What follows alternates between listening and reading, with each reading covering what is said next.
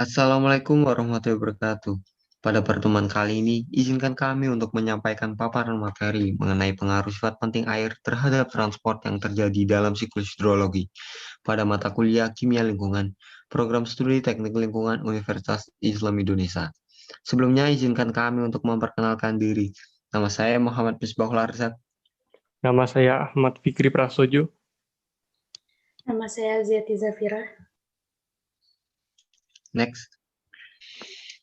Sifat-sifat kimia air. Air murni adalah suatu persenyawaan kimia yang paling sederhana. Komposisi kimianya terdiri dari dua atom hidrogen dan satu atom oksigen yang saling berkaitan, yang membentuk sudut 105 derajat. Air mempunyai titik beku 0 derajat Celcius pada tekanan 1 atm, titik didih 100 derajat Celcius, dan kerapatan 1,0 gram per cm kubik pada suhu 4 derajat. Wujud air dapat berupa cairan, gas, dan padatan. Air yang berwujud cairan merupakan elektrolit lemah karena di dalamnya terkandung ion-ion dengan reaksi kesetimbangan sebagai berikut. Next. Sumber-sumber air. Untuk memenuhi kebutuhan hidup manusia, air dapat diperoleh dari berbagai sumber, seperti air hujan. Air hujan mengandung sumber dari bahan-bahan dari partikel O2, nitrogen, karbon dioksida, dan asam-asam kuat yang berasal dari gas industri. Kemudian air permukaan. Air permukaan adalah air yang berada di atas permukaan bumi, tidak termasuk air laut, dan mengandung bahan organik dan mikroorganisme. Kemudian air tanah.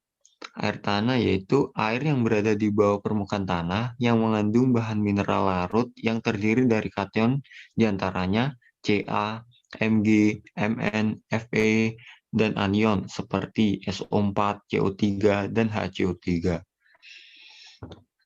Kemudian air laut yaitu air yang dapat melarutkan zat-zat kimia dengan nilai keasaman pH antara 7,5 sampai 8,5. Nah, jumlah air yang terdapat di bumi ini cukup banyak.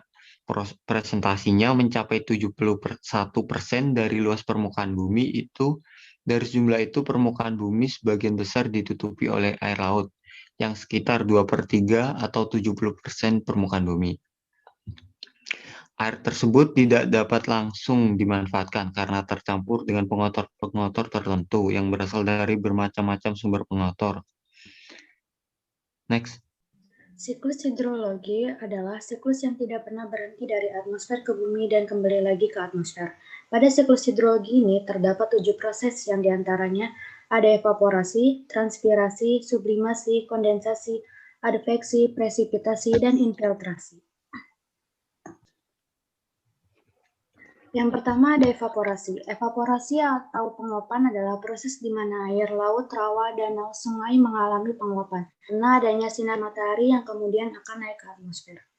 Evaporasi ini terjadi ketika tekanan uap lebih rendah dibandingkan dengan tekanan atmosfer. Apabila kondisinya berbalik, maka uap tersebut akan kembali ke bentuk cair. Faktor-faktor yang mempengaruhi evaporasi ada suhu atau temperatur. Semakin tinggi suhu, maka semakin besar proses penguapan yang terjadi. Yang kedua ada tekanan uap. Penguapan akan semakin besar sejurus dengan tekanan uap yang meningkat. Yang ketiga ada kecepatan angin. Kejadian yang juga dipengaruhi oleh angin. Yang keempat ada kelembaban udara. Apabila udara semakin lembab, maka akan menentukan suhu sekitar. Yang kelima ada sinar matahari. Lamanya penyinaran matahari dan intensitas radiasi matahari sangat mempengaruhi proses evaporasi. Next. Transpirasi.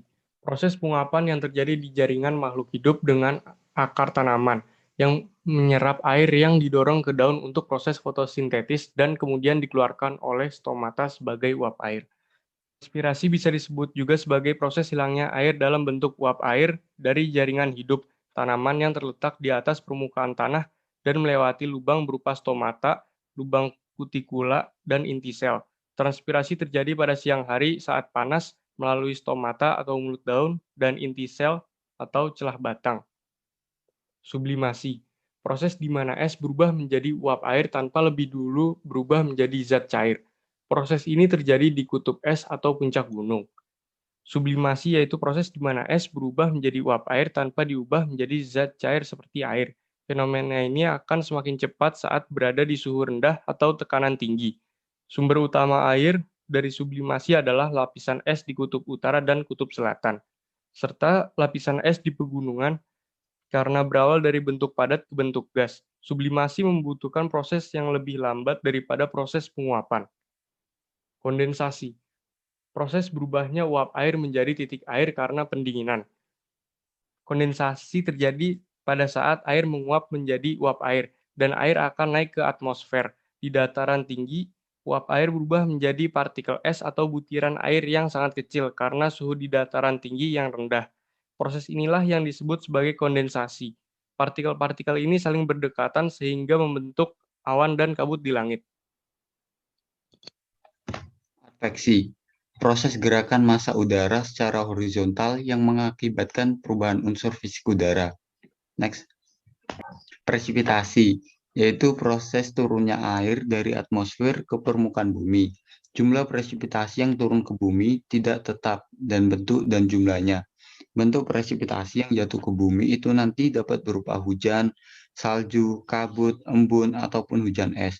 Bervariasinya bentuk dan jumlah presipitasi yang jatuh ke bumi ini disebabkan oleh faktor-faktor klimatologi di atmosfer, seperti tekanan atmosfer, angin, dan temperatur suhu.